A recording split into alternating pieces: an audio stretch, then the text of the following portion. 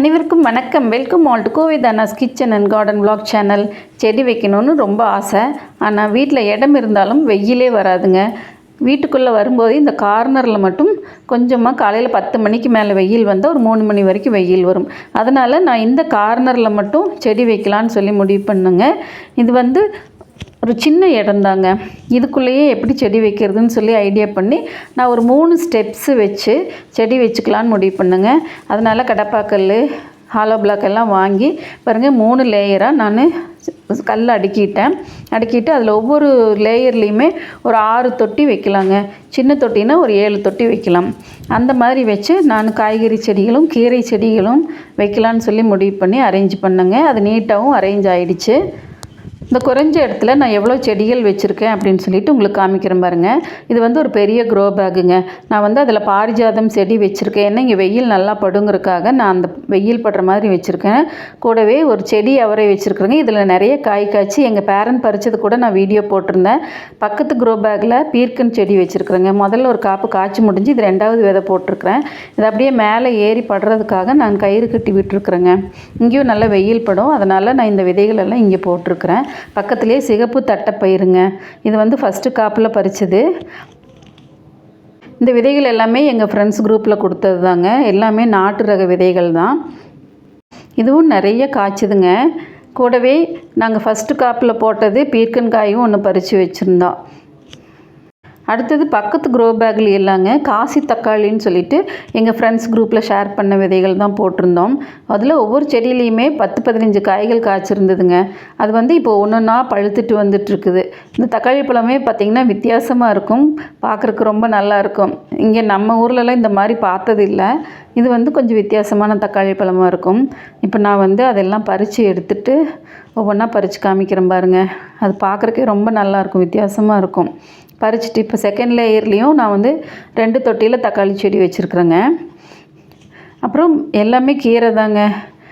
பூரா பொன்னாங்கண்ணி கீரை, லைன் கீரைன்னு சொல்லுவோம் கோயம்புத்தூர்லலாம். லைன் கீரையும் 2-3 தொட்டியில் வச்சுருக்குறேங்க. அப்புறம் ஒரு சிலதெல்லாம் தண்டங்கீரையெல்லாம் தானாக முளைச்சிது. அதுவும் க்ரோ பேக்கில் இருக்குது. இப்போ செகண்ட் லேயரில் லாஸ்ட்டில் நான் அதுவும் பெரிய க்ரோ பேக் தாங்க. 2 க்ரோ பேக் வச்சுருந்தேன். மேலே பாரிஜாதம் செடி வச்சுருக்கேன். கீழே அகத்தி விதை போட்டு வச்சுருக்குறேங்க. இப்போ ஃபஸ்ட்டு கீழ் லேயரில் ஃபஸ்ட்டு க்ரோ பேக்கில் புதினா வச்சுருக்குறேங்க. புதினா வீட்டுக்கு யூஸ் பண்ணிவிட்டு மீதி அந்த குச்சியெல்லாம் இருக்கும் இல்லைங்களா, அதை மட்டும் கொண்டு நட்டி வச்சேன். இப்போ நல்லாவே தளைஞ்சிருக்குதுங்க. இதுவுமே நான் அறுவடை பண்ணணும்.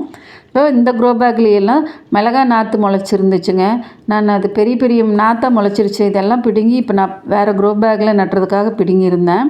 அதுபோக இன்னுமே மிளகா நாற்று அதில் இருக்குது. சரி 1-2 இதில் இருக்கட்டுமே அப்படின்னு விட்டுருக்குறேங்க. அப்புறம் பக்கத்தில் இருக்கிறதுல எல்லாமே கீரை செடி தாங்க. அதே சிகப்பு பொன்னாங்கண்ணி மேல் லைனில் இருக்குது. கீழே பச்சை கலர் பொன்னாங்கண்ணி இருக்குதுங்க. அதுபோக இந்த நாட்டு பொன்னாங்கண்ணின்னு ஒன்று இருக்குது இல்லைங்களா, அதுவும் முளைச்சிருக்குது. அப்புறம் தக்காளி செடியும் தானாக முளைச்சிருக்குதுங்க. இன்னொரு க்ரோ பேக்கில் தண்டங்கீரை, தக்காளி செடியெல்லாம் நான் அதெல்லாம் தானாக முளைச்சது கீரை தானேன்ட்டு அப்படியே விட்டுட்டேங்க. இப்போ கடைசியில் ரோஸ்மேரி செடிங்க. ரோஸ்மேரி செடி நல்ல மணமாக இருக்குங்க. இப்படி கிள்ளி நம்ம தேங்காய் எண்ணெய்க்குள்ளே போட்டு காய்ச்சினா அவ்வளோ மணமாக இருக்கும். சும்மா செடிக்கு தண்ணி ஊற்றினாலே அந்த இடத்துக்கு போனாலே அவ்வளோ நல்ல ஸ்மெல்லுங்க. இந்த ரோஸ்மேரி செடி ஒன்று போதுங்க, அந்த இடமே அப்படி கமகமன்னு வாசனையாக இருக்குங்க. இப்போ நான் பொன்னாங்கண்ணி கீரையெல்லாம் நல்லா தளைஞ்சிருந்தது. அதனால் நான் கட் பண்ணி எடுத்துக்கிறேங்க. நான் ஒரு கீரை மட்டும் நான் போட்டு செய்ய மாட்டேங்க. எல்லா கீரையும் கலந்து ஒன்றா பொரியல் பண்ணுவேன், இல்லைன்னா கடைஞ்சிக்குவேன். அதே மாதிரி பாருங்கள், இப்போ புதினா தலையும் நான் கட் பண்ணி எடுத்துக்க போகிறேங்க. இது எடுத்துகிட்டு போய் உடனே நான் சட்னி அரைக்க தான் போகிறேன். இந்த சட்னி வீடியோ நான் போடணும்னு நினச்சிட்ருக்கேன். அடுத்தது போடுறேன் உங்களுக்கு. ரொம்ப நல்லா இருக்குங்க இந்த சட்னி, சூப்பராக இருக்கும். ஃப்ரெஷ்ஷாக அரைக்கிற தலையில் அதனோட மனமே தனி, டேஸ்ட்டும் ரொம்ப ருசியாக இருக்கும். இது கட் பண்ணி எடுக்க தான் நமக்கு புது தளைஞ்சிட்ருக்குங்க. அதனால் நான் கொஞ்சம் வளர்ந்துச்சுனாலே கட் பண்ணி எடுத்துடுவேன். நம்ம லெமன் டீ போடலாம். சும்மா சாதாரண டீக்குள்ளேயும் 2 தலை போடும்போது நல்ல மணமாக இருக்கும். பாருங்கள், இந்த தக்காளி பழம் எல்லாம் பறிச்சாச்சு. புதினா தலையும் பறிச்சிட்டேங்க. நீ இதெல்லாம் சுத்தம் பண்ணி நான் உடனே சட்னி தான் அரைக்க போகிறேன். இது அடுத்த வீடியோவில் நான் போடுறேன், சட்னி எப்படி அரைக்கிறதுன்னு சொல்லிட்டுங்க. கொஞ்சம் இடத்துல செடி வச்சாலும் நிறைவாக இருக்குதுங்க.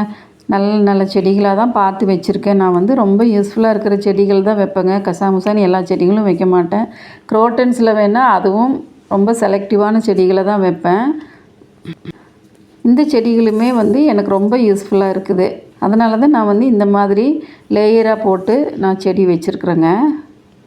இந்த வீடியோ பற்றி நீங்கள் என்ன நினைக்கிறீங்கிறத கமெண்ட்டில் சொல்லுங்கள். உங்களுக்கு இந்த வீடியோ பிடிச்சிருந்தா லைக் பண்ணுங்கள், ஷேர் பண்ணுங்கள். உங்கள் ஃப்ரெண்ட்ஸுகளுக்கும் செடி மேலே ஆசை உள்ளவங்களுக்கும் இந்த வீடியோவை ஷேர் பண்ணி அனுப்புங்க.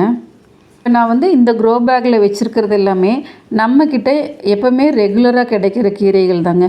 இன்னும் வித்தியாசமான ரேர் வெரைட்டி கீரைகள் எல்லாமே வச்சுருக்குறேங்க.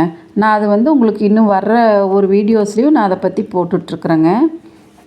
நீங்கள் இன்னும் இந்த சேனலை சப்ஸ்கிரைப் பண்ணாமல் இருந்தீங்கன்னா சப்ஸ்கிரைப் பண்ணிவிட்டு வீடியோஸ் எல்லாம் பாருங்கள். உங்களுக்கு ஒவ்வொரு வீடியோவுமே ஏதாவது ஒரு வகையில் யூஸ்ஃபுல்லாக தான் இருக்குங்க. மீண்டும் இதே மாதிரி இன்னொரு யூஸ்ஃபுல்லான வீடியோவில் சந்திக்கலாம். அது வரைக்கும் நன்றி, வணக்கம்.